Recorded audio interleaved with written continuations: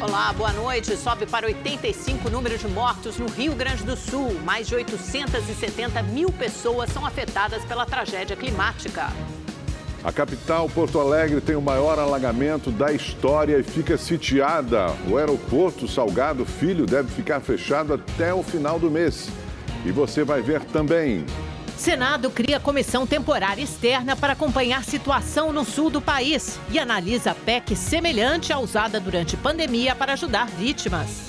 Motorista de Porsche que matou um homem em acidente de trânsito se entrega à polícia depois de 3 dias foragido.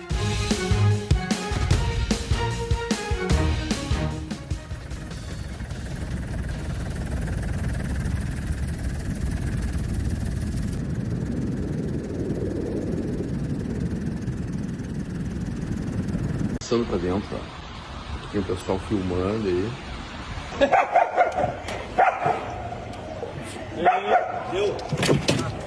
Pessoal, aqui ó, José de Alencar, com Antenor Lemos, lá no fundo é a esquina com a Silveiro, aqui, Hospital Mãe de Deus. A situação é essa, tá?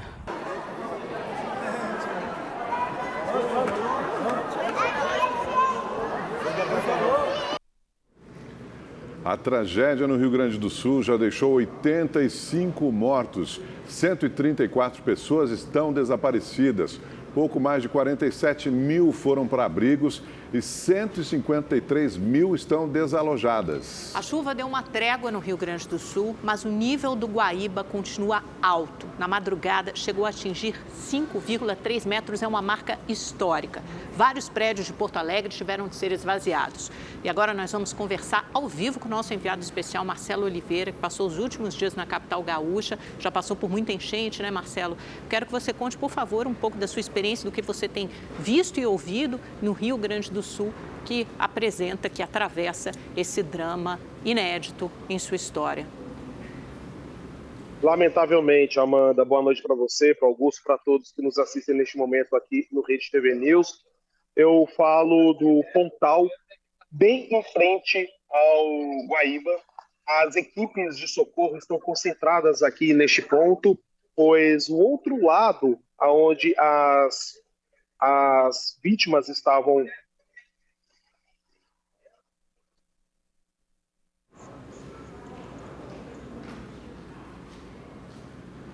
Opa, infelizmente tivemos uma interrupção na nossa comunicação com Marcelo Oliveira. Claro que isso é normal, né, dado todas as dificuldades que o Estado e que a capital gaúcha atravessam, mas vamos tentar retomar essa conexão o mais breve possível. Enquanto isso, vamos assistir, vamos acompanhar a reportagem.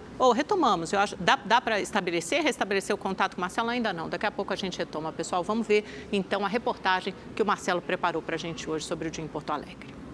Apesar do tempo ter melhorado em Porto Alegre, o nível da água não para de subir. A chuva que caiu nos últimos dias em outras regiões do Rio Grande do Sul agora se acumula no Guaíba. O hotel onde a gente está hospedado, infelizmente, foi evacuado, né, por questões de segurança. O Exército está retirando todos os hóspedes aqui com o caminhão deles, mas a situação é essa. Alguns hóspedes deixaram o local pela água, outros foram resgatados por um guincho que tirou alguns carros do estacionamento. A pista do Aeroporto Internacional Salgado Filho ficou completamente alagada. Segundo as autoridades, todos os pousos e decolagens estão cancelados até o fim do mês. Ontem à noite, vendo que o volume da água só subia, Dona Linda saiu de casa apenas com os documentos e ainda teve que trocar de abrigo. Colocaram nós um galpão ali da frente, que é perto do CIEC, mas ali também a água começou a subir, aí nós saímos tudo dali. Abaixo de chuva, água dando pela cintura. Milhares de pessoas estão desabrigadas ou desalojadas no estado. Esse aqui é o ginásio que faz parte de um complexo esportivo do governo do estado do Rio Grande do Sul, no centro de Porto Alegre. Mas neste momento está servindo de abrigo para cerca de 380 famílias que perderam tudo nas chuvas, entre elas a família da Cristina, que chegou aqui já há 2 dias. Cristina, conta pra gente o que aconteceu com a sua casa. Minha casa alagou, a Guaíba atravessou para nossa vila, são várias vilas, né? Pegou o centro de Porto Alegre, Vila Farrapos, DC Navegantes, Arena, tudinho. Todo mundo perdeu tudo. Eu me sinto feliz por não ter acontecido nada com nenhum parente meu. Mas me sinto triste porque tem bastante gente desaparecida, tem bastante vizinhos da gente que a gente não encontra. Esse abrigo recebeu a visita do governador Eduardo Leite. Ele conversou com vítimas da chuva e com voluntários. Leite falou sobre a expectativa para os próximos dias e disse que a prioridade ainda é o socorro a quem está isolado pela água. Aqui ainda remanescem resgates em localidades que ainda estão muito atingidas pelas águas, que vão ficar ainda com água alta por muitos dias, pela frente ainda deve esfriar, o que nos preocupa também, porque quem está em alguma localidade isolada no frio, eventualmente sem recursos, sem como se abrigar, é mais um risco. Então, foco nos resgates e agora também em dar o suporte para todas as pessoas que foram resgatadas nos abrigos que foram montados emergencialmente. As doações não param de chegar e voluntários trabalham 24 horas na triagem e envio de ajuda para quem precisa. Os animais de estimação também não foram esquecidos. Aqui eles recebem abrigo, comida, atendimento médico e muito carinho. Foram todos muito bem tratados, tomaram banho, ganharam vermífugo, ganharam antipulgas. Então, assim, as pessoas estão realmente se mobilizando para ajudar de uma forma bem bacana. Tá muito bonito de ver assim, a mobilização das pessoas. Marcelo Oliveira, conseguimos retomar nosso contato com o enviado especial ao Rio Grande do Sul, que passou o dia aí gravando essa reportagem que você viu em abrigos, com as equipes de salvamento, com as doações. Marcelo, agora que restabelecemos contato, por favor, conte um pouco mais sobre sua experiência em Porto Alegre, o que mais te chamou a atenção, sua experiência, porque isso também envolve um esforço de reportagem imenso. Sim, Amanda, retomamos agora, estabilizamos a conexão aqui com Rede TV News. Aqui no Pontal a gente pode ver um pouco de tudo. São equipes de voluntários, no total são 15 mil voluntários cadastrados para trabalhar ajudando as pessoas que estão chegando. Aqui no Pontal, as pessoas que estão em Eldorado, que fica do outro lado do Guaíba, é a cidade mais castigada no Rio Grande do Sul. Elas estão sendo trazidas para cá, chegam a toda hora animais também, às vezes perdidos dos donos, tem uma equipe de veterinários, tem médicos. Então, o primeiro atendimento das pessoas que estão vindo desses locais atingidos é aqui neste lugar onde eu estou neste momento.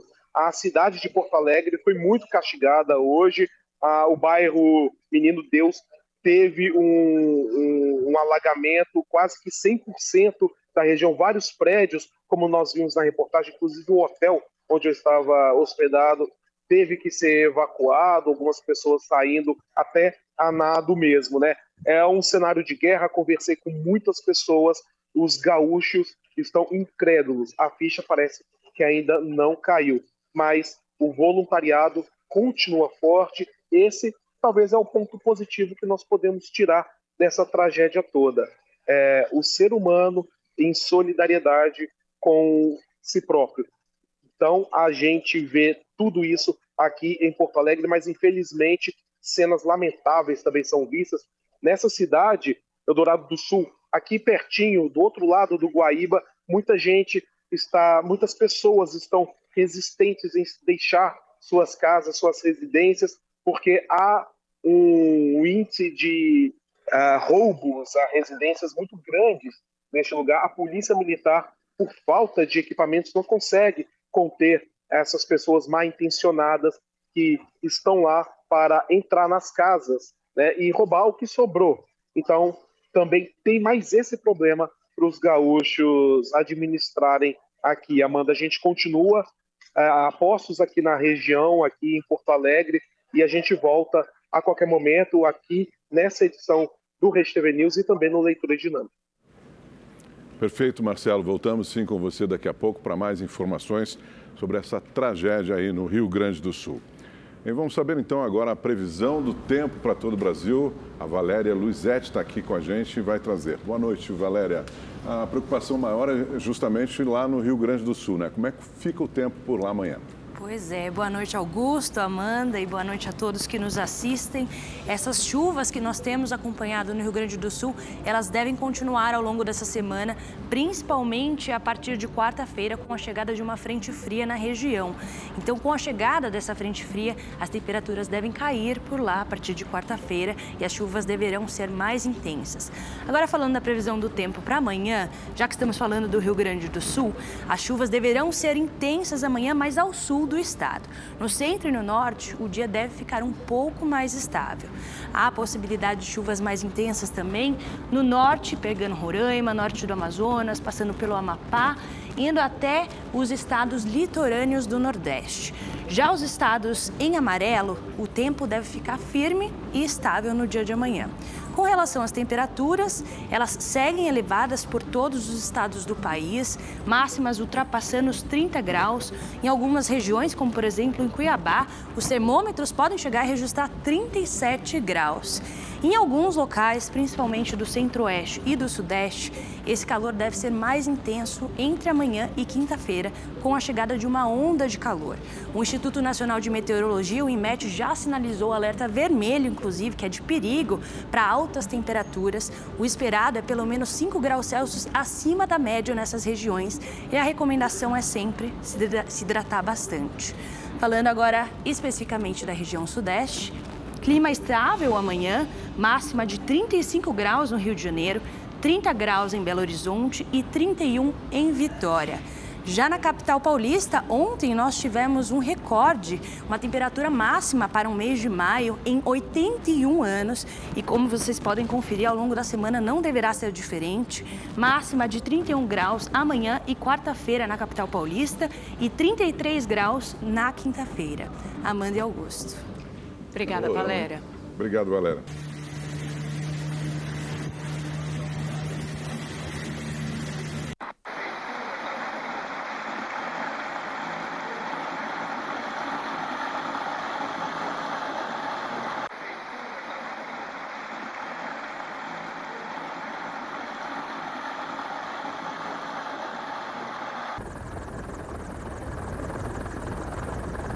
Eu perdi tudo, eu tô aqui de favor e ainda já inundou tudo também. Eu não tenho mais nada. Para aí, deixa eu ligar o motor. Não, liga o motor pra lá.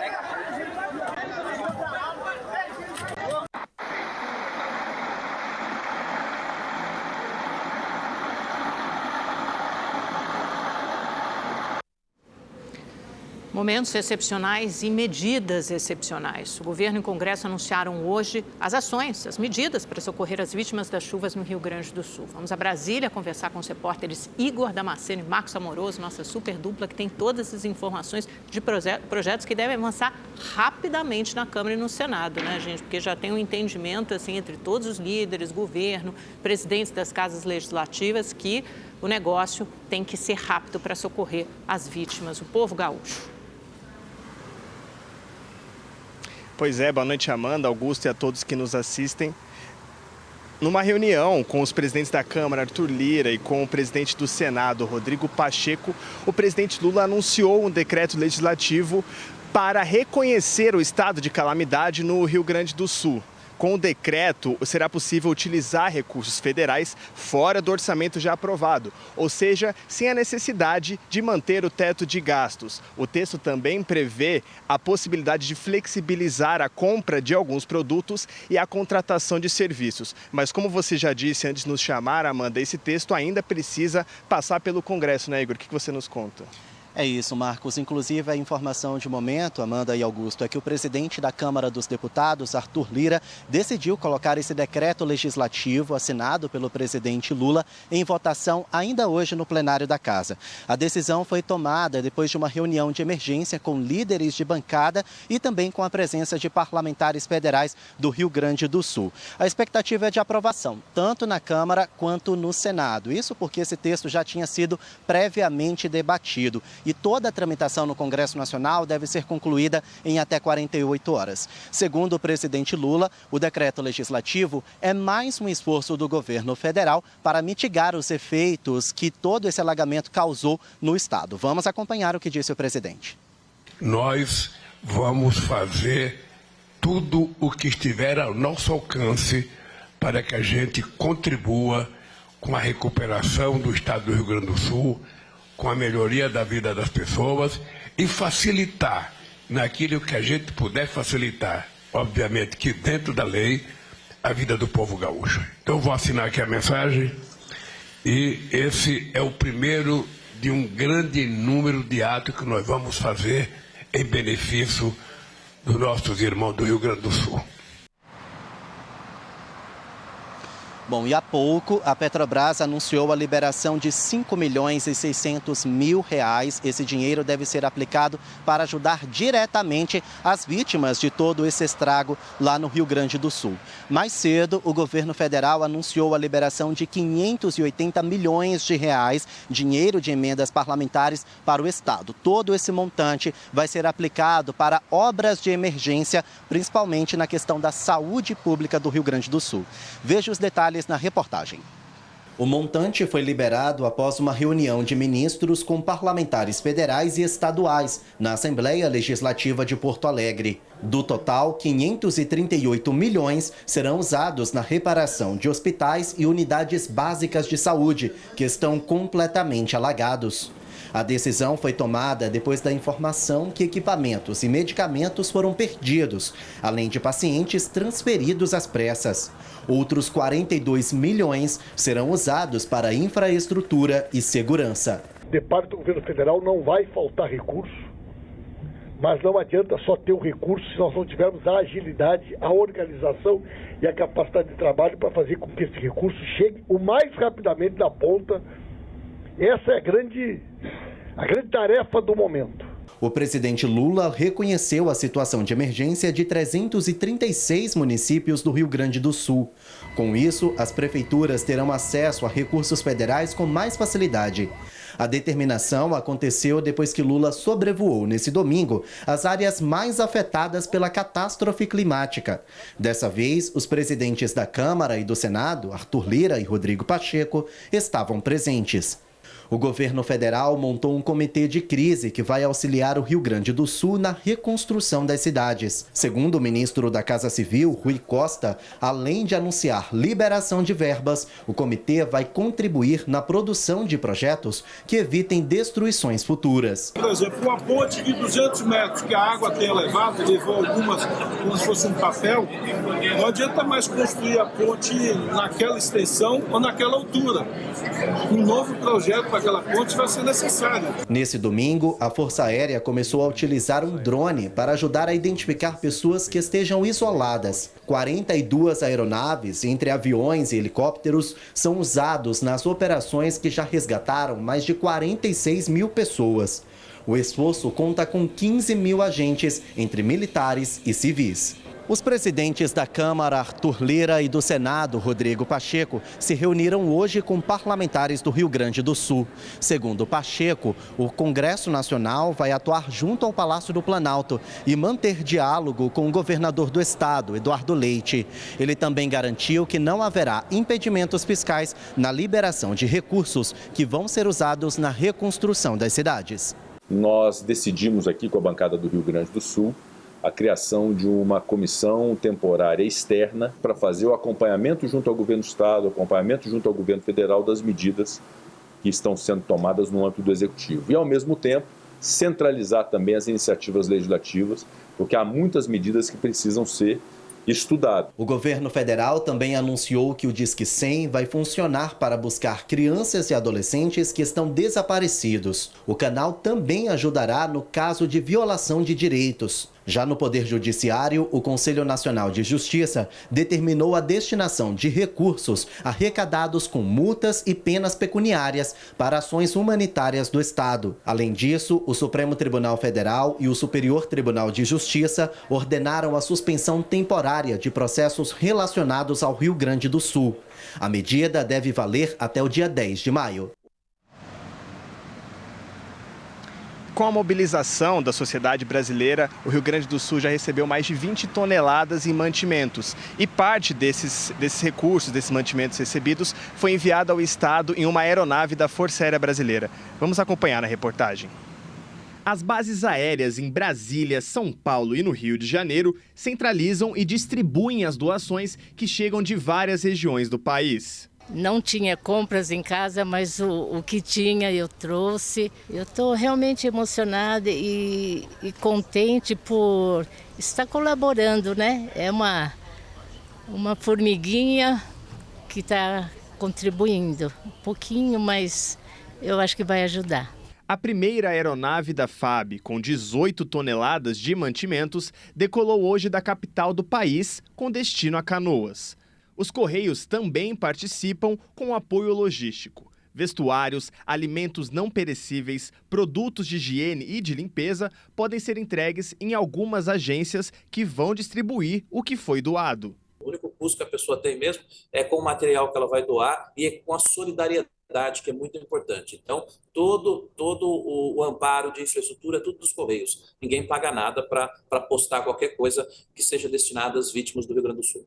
Segundo as autoridades, os itens com mais necessidade neste momento são colchões, roupas de cama e banho, cobertores, água potável, cestas básicas, pilhas, lanternas, equipamentos de proteção individual e ração. Por conta da logística de distribuição, a Defesa Civil pede que, por enquanto, não haja doação de calçados, roupas, medicamentos, móveis e nem utensílios domésticos. Mas tem gente que se aproveita de tanta solidariedade. Estelionatários já aplicam golpes em quem tenta ajudar o Rio Grande do Sul com fake news e QR Code falso. E o dinheiro não vai para quem precisa. O advogado-geral da União, Jorge Messias, publicou que a Procuradoria Nacional de Defesa da Democracia acionou um protocolo de combate às notícias falsas envolvendo a tragédia. A Defesa Civil do Estado disponibilizou o Pix para a conta SOS Rio Grande do Sul. No site da Secretaria de Saúde do Rio Grande do Sul, profissionais de saúde também podem se candidatar para o trabalho voluntário. A Defesa Civil de Porto Alegre divulga os locais de entrega de doações no site da Prefeitura. O povo lá é muito guerreiro, então vão se recuperar logo e eu estou torcendo para isso. A gente tem que pensar, são todos irmãos, né? Kennedy Alencar comenta as medidas do governo federal e do Congresso para ajudar o estado do Rio Grande do Sul. É óbvio que uma situação emergencial demanda medidas extraordinárias. Logo, é correta a decisão do governo federal e do Congresso de ampliar gastos públicos para combater os efeitos de uma tragédia na qual o número de mortos continua a subir e os prejuízos crescem a cada dia. A ciência ensina aos negacionistas que os eventos climáticos extremos serão cada vez mais frequentes. O presidente Lula acerta ao cobrar dinheiro dos países ricos para preservar o meio ambiente nos países em desenvolvimento e nos países pobres, como uma compensação pelo que eles fizeram no verão passado. Mas também é preciso interromper a destruição ambiental no Brasil. É preciso mudar a forma como a União, os estados e os municípios tratam a emergência climática. No Cerrado brasileiro, há desmatamento legal, desmatamento feito dentro da lei, acabando com as nascentes e a vegetação original. A chamada caixa d'água do Brasil está em perigo, o que pode agravar eventos de seca. Os números sobre a Amazônia melhoraram comparados ao desastre que foi o governo Bolsonaro, mas a floresta continua correndo risco de desaparecer e impactar o clima de todo o planeta, sobretudo a produção agrícola do Brasil. O Brasil, que ainda é rico em recursos naturais, com rios e florestas em abundância, precisa endurecer a legislação de proteção ao manejo da terra e da água. É urgente a criação da Autoridade Nacional de Segurança Climática. Do contrário, todo o dinheiro gasto na tragédia do momento será jogado fora nos próximos desastres naturais. Militares do Corpo de Bombeiros de Minas Gerais, que trabalharam na tragédia de Brumadinho em 2019, reforçam as ações de busca e salvamento das vítimas no Rio Grande do Sul.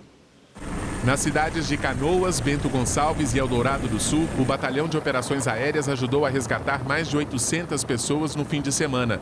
Isolados no meio da inundação, muitos moradores esperavam por socorro nos telhados das casas. Esta mulher foi levada de helicóptero para um abrigo. Utilizando técnica de embarque e desembarque no parado, e com guincho elétrico da aeronave, uma ferramenta essencial para esse tipo de missão. Pacientes de um pronto-socorro também foram salvos por militares mineiros. Esta idosa, que estava numa cadeira de rodas, foi transferida de barco. Ao chegar em terra firme, ela aplaudiu o sucesso da operação junto com os bombeiros. Botes também são usados nas ações de busca e salvamento. As imagens feitas por bombeiros mostram diversos imóveis com água até o telhado. Este homem estava ilhado dentro de casa. Você tá sozinho, né? Nos locais onde a água baixou, os bombeiros trabalham com o apoio de cães farejadores. Óculos de visão noturna também ajudam nas buscas. Hoje à tarde, passageiros de um ônibus foram resgatados depois que o veículo tombou ao tentar atravessar a correnteza. O grupo ficou ilhado. No total, 28 militares de Minas Gerais participam da operação. É a maior equipe de apoio já enviada pela corporação para fora do estado. O grupamento é especializado em busca e salvamento em grandes desastres, como os que ocorreram em Brumadinho em 2019 e no Vale do Taquari, no Rio Grande do Sul, na enchente de outubro do ano passado. A gente pode ajudar e compartilhar toda a bagagem que já aprendemos aqui no estado de Minas Gerais, principalmente com os eventos de rompimento de barragem. Então é um momento que não, é uma oportunidade que não se pode perder de entregar o nosso melhor conhecimento lá em prol de salvar vidas. Além do reforço dos militares, o Corpo de Bombeiros de Minas enviou para o sul do país viaturas de salvamento com materiais e equipamentos utilizados nas operações.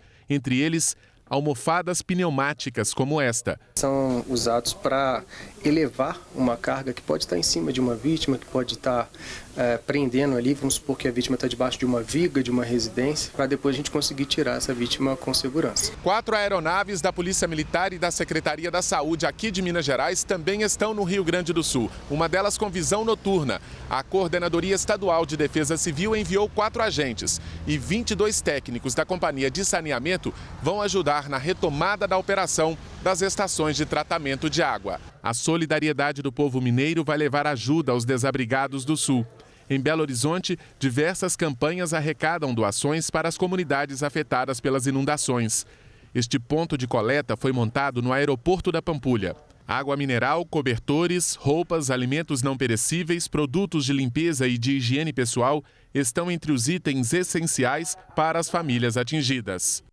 O empresário Fernando Sastre de Andrade Filho, condutor da Porsche envolvida num acidente que matou um motorista de aplicativo, se entregou hoje à tarde na capital paulista. A repórter Estela Freitas está na delegacia e tem mais informações ao vivo. Conte, Estela. Boa noite para você. Oi, Amanda, uma boa noite a você, boa noite a todos. Foram quase 3 dias de busca, desde que a Justiça de São Paulo decretou a prisão preventiva do empresário Fernando Sastre de Andrade Filho na última sexta-feira. Até então ele era considerado foragido, mas hoje, durante a tarde, ele se apresentou à polícia junto com os advogados, já passou por exame de corpo de delito no IML e foi trazido aqui para o 31º DP, onde vai passar a noite na carceragem. Amanhã ele deve ser encaminhado a uma audiência de custódia. Fernando responde pelos crimes de homicídio com dolo eventual, quando se assume o risco de matar, lesão corporal e fuga do local do acidente. A defesa dele entrou com um pedido de habeas corpus pela liberdade de Fernando, mas esse pedido só vai ser julgado amanhã. Só para a gente relembrar o caso aqui bem rapidinho, na madrugada do dia 31 de março, Fernando dirigia a Porsche em alta velocidade, acima dos 100 km por hora, quando atingiu o carro do motorista por aplicativo Ornaldo da Silva Viana, aqui na zona leste de São Paulo. Ornaldo não resistiu aos ferimentos e morreu no hospital.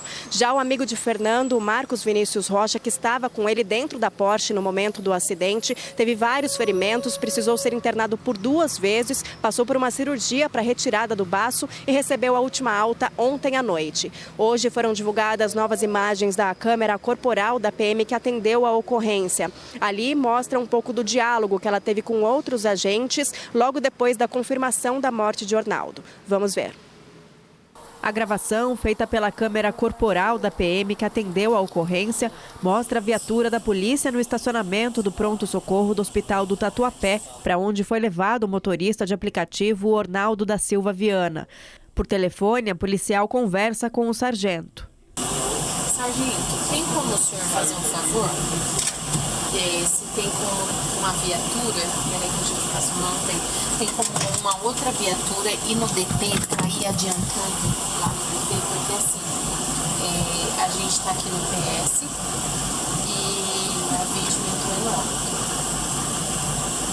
das vítimas. Então a gente vai ter que ir no outro PS ainda para qualificar outra vítima. Depois de alguns minutos, o telefone toca novamente e ela relata o que acompanhou no local do acidente. Então, os dois que estavam no Porsche, aparentemente eu ainda não fui no PSB eles, mas o motorista, eu conversei com ele aí no local, ele estava bem, estava reclamando de dor, mas estava bem. O outro que estava com ele eu não vi, mas pelo que o bombeiro falou, estava bem. Agora, o condutor do outro carro que ele bateu morreu. Acabou de morrer, eu estou esperando a declaração do condutor aqui no PS. Em seguida, ela explica o motivo de ter liberado Fernando Sastre de Andrade Filho. Aí a mãe dele chegou aí, não precisa socorrer ele não está bem e tal, e levou para o PS. Lógico, a gente não pode falar, não vai socorrer, mas ele é o condutor. Teve testemunha que diz que aparentemente ele foi o responsável do acidente e ele saiu do local. Então, assim, ele saiu para ser socorrido. Então a gente vai lá no outro PS, ver se realmente ele está lá, se ele foi atendido, como é que tá. A gente veio aqui primeiro nesse que estava mais grave. Aí eu cheguei aqui e faleceu. Quando os agentes foram até o hospital onde Sastre seria levado, foram informados de que ele não deu entrada na unidade. A ocorrência, assinada pela PM, indica que o empresário fugiu do local do acidente. A Polícia Militar concluiu que houve falha na conduta dos agentes e um procedimento interno foi aberto para analisar possíveis responsabilizações. O mega show da Madonna em Copacabana no sábado superou a expectativa de público e, segundo a Secretaria de Segurança Pública do Rio, houve poucos episódios de violência e, principalmente, aqueceu a economia na cidade maravilhosa. 1.600.000 pessoas. Para receber tanta gente, o governo do Rio estruturou um esquema de segurança que contou com mais de 5.000 profissionais. O público era revistado nos acessos a Copacabana. A tecnologia também ajudou. Câmeras espalhadas pela orla registravam quem circulava. 4 mandados de prisão foram cumpridos, um deles por conta do reconhecimento facial. Um adolescente foi detido. 160 objetos cortantes, entre tesouras, facas e estiletes, foram recolhidos. 38 pessoas foram conduzidas para a delegacia de Copacabana. Um turista do Maranhão foi roubado enquanto fazia uma gravação. Tô cansado, só quero ir embora. Não, tô zoando, é brincadeira. Sérgio Moura disse nas redes sociais que foi atrás do bandido e conseguiu recuperar o aparelho. Alguns fãs de Madonna passaram mal, outros quase se afogaram. O Corpo de Bombeiros registrou cerca de 50 ocorrências. Tendo em vista a quantidade de pessoas e as estatísticas de violência, o secretário de Segurança Pública declarou, durante uma coletiva na manhã de hoje, que o saldo foi positivo. De acordo com o secretário, o evento que atraiu 150.000 turistas e promoveu a ocupação de 96% da rede hoteleira gerou 2 importantes resultados. Um evento como esse, um evento que tem uma grande repercussão internacional. A gente fala do retorno financeiro, 300 milhões, mas a gente tem um outro retorno que é muito maior, que é a imagem do Estado, a imagem do Rio de Janeiro perante o Brasil e o mundo. O estado de São Paulo registrou um aumento de quase 20% na letalidade policial em 2023, na comparação com o ano anterior. Foram 504 mortes. Os dados são do relatório anual da Ouvidoria da Polícia do Estado, apresentado hoje na capital paulista. Segundo o estudo, o perfil das vítimas não mudou nos últimos 4 anos. Homens negros e jovens com idades entre 18 e 27 anos são os que mais morrem em decorrência da intervenção policial. A Justiça de São Paulo decidiu soltar hoje Alexandre Nardoni. Ele foi preso por matar a filha Isabela Nardoni, de 5 anos. A menina foi jogada pela janela do 6º andar do edifício onde ele morava, na zona norte de São Paulo.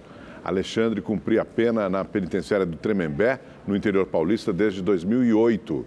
Em nota, o Tribunal de Justiça de São Paulo afirmou que a progressão para o regime aberto aconteceu porque Alexandre Nardoni teve bom comportamento e cumpriu mais da metade da pena.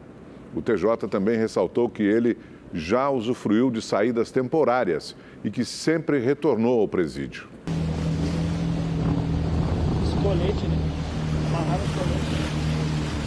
tem gente pedindo, tem gente clamando, tem gente chorando. Olha a filmagem da ponte, olha a casa do Valdir, olha aqui pra cima, ali, a casa da mãe. Fiquei sem nada mesmo, sem roupa, sem nada.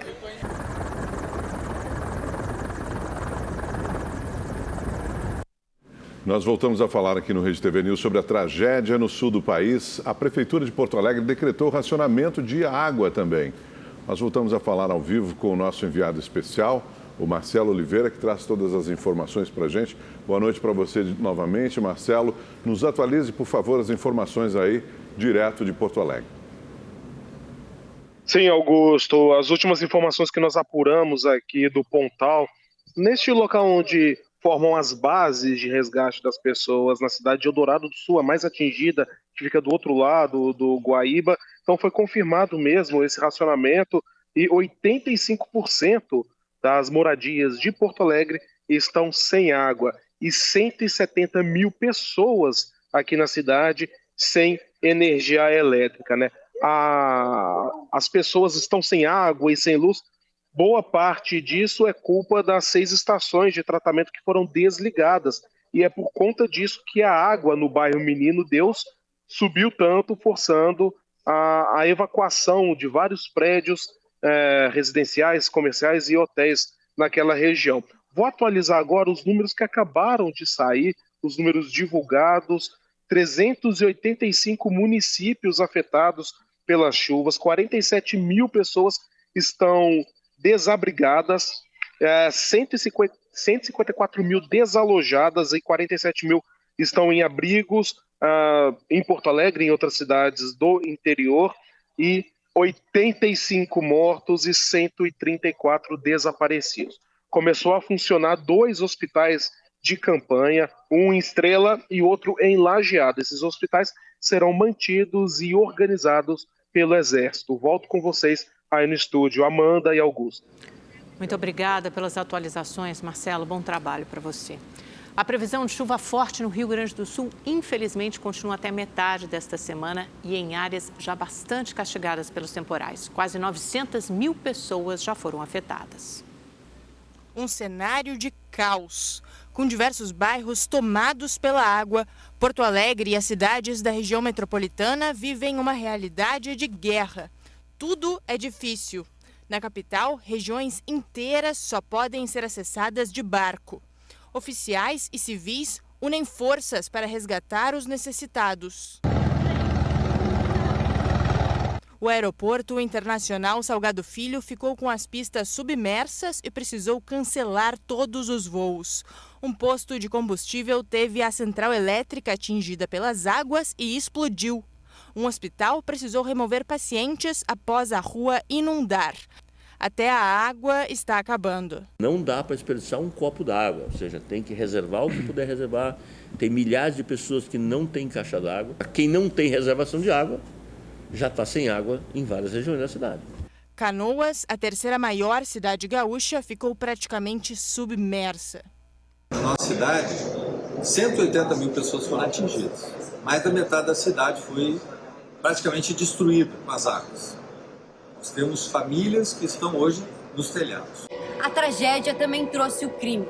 Na região metropolitana, relatos de assalto às embarcações de resgate. No interior e na capital, vídeos mostram saques a residências e ao comércio. E no Vale do Taquari, houve até um assassinato em um mercado. Em meio à devastação, a solidariedade é o que permite aos gaúchos continuar. Todos ajudam como podem. É o primeiro passo de uma missão de resgate que ainda pode levar anos. O centro do estado e a Serra Gaúcha também foram muito castigadas pelas cheias e deslizamentos de terra. Agora começam a contabilizar os prejuízos após o volume dos rios baixar. Mais de 330 municípios decretaram estado de calamidade em todo o Rio Grande do Sul. Muitos deles continuam isolados. A principal preocupação agora é com a reestruturação das estradas para que a ajuda chegue aos desabrigados. E a tragédia no Rio Grande do Sul foi destaque também na imprensa internacional. O jornal americano Wall Street Journal, na capa da edição física, mostrou os estragos causados pelas chuvas no estado gaúcho. Com o título Enchentes atingem Brasil e resto do mundo, o destaque foi uma foto de um resgate na cidade de Canoas. O Washington Post também evidenciou as fortes imagens do que chamou de inundações históricas. A foto mostra uma senhora sendo levada no colo durante um resgate. O jornal francês Le Monde disse que o Rio Grande do Sul está devastado e destacou uma foto de moradores sendo resgatados em um trator em Porto Alegre. Já a rede britânica BBC chamou a tragédia de evento climático extremo. O jornal britânico The Guardian chamou a atenção para a presença do presidente Lula na região e mostrou um vídeo do sobrevoo em um helicóptero com as ruas inundadas. A usina hidrelétrica de Itaipu vai investir R$ 1 bilhão e 300 milhões em Belém do Pará para a COP30. O valor foi anunciado hoje em cerimônia no Palácio do Planalto pelo diretor-geral da Binacional, Enio Verri. O investimento será utilizado para a melhora da infraestrutura da capital paraense, que sediará em 2025 a 30ª Conferência das Nações Unidas sobre Mudanças do Clima. O repasse prevê ainda a implantação de um parque urbano e a reforma e revitalização do complexo Ver o Peso e do Mercado Municipal de São Brás, símbolos da capital paraense. A Procuradoria Regional Eleitoral do Rio de Janeiro pediu a cassação do governador do estado, Cláudio Castro, do PL, e do vice Tiago Pampolha, do MDB. A manifestação ocorre na ação que apura a suspeita de contratações irregulares na Fundação Centro Estadual de Estatísticas, o CEPERJ. Castro é suspeito de ter cometido abuso de poder político e econômico durante a campanha de 2022, ao utilizar o Instituto para pagar cabos eleitorais. O Ministério Público Eleitoral também pede a cassação do presidente da Assembleia Legislativa do Rio, Rodrigo Bacelar, do União Brasil. Os números da dengue, o estado de São Paulo registra quase 930 mil casos de dengue. 587 pessoas morreram vítimas da doença só esse ano. Outras 719 mortes são ainda investigadas. Nós encerramos essa edição do Rede TV News diante dessa enorme tragédia que acomete o Rio Grande do Sul, prestando mais uma vez nossa solidariedade ao povo gaúcho e prestando nosso dever da informação. Uma boa noite, até amanhã. Boa noite.